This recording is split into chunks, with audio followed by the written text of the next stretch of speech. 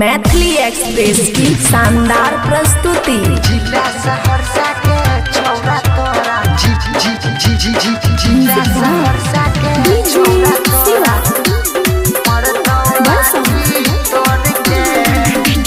बदरल तोहर जवानी गे छोरी निकाल तो रोशनी छोरी के गई निकाल तो रोशनी छोरी के गई निकाल तो रोशनी छोरी के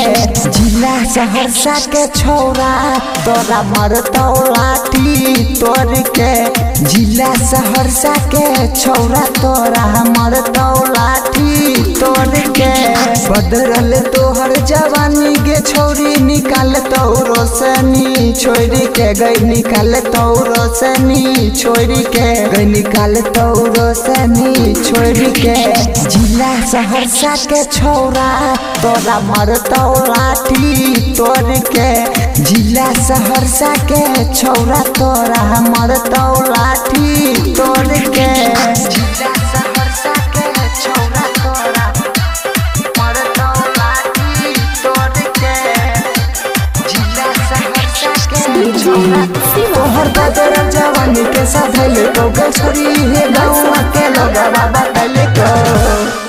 छौरा सब के है खातिल गे छोरी बदनामो करै छी घर से गे नामो करै छी घर के बदनाम करै छी घर के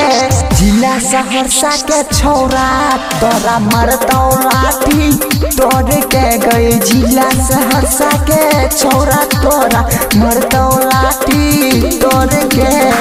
छौरा सब के है खातिल गे छोरी बदनामो करै छी घर से गे नामो करै छी घर के बदनाम करै छी घर के जिला सहरसा के छौरा तोरा मरतो लाठी तोड़ के गए जिला सहरसा के छौरा तोरा मरतो लाठी तोड़ के जिला सहरसा के छौरा तोरा मरतो लाठी तोड़ के जिला सहरसा के छौरा तोरा सुखल जाई छहु पानी गे छोरी पनिए तो हाँ पूरा फोड़ के गई दे तो हाँ पूरा तोड़ के दे तो हाँ पूरा तोड़ के कचरा गाँव के छौरा तोरा मरतो लाठी तोड़ के कचरा गाँव के छौरा तोरा मरतो लाठी तोड़ के सुखल जाई छहु पानी गे छोरी पनिए तो हाँ पूरा फोड़ के गई दे तो हाँ पूरा तोड़ के दे तो हाँ पूरा तोड़ के कचरा गाँव के छौरा तोरा मरतो लाठी तोड़ के कचरा गाँव के छौरा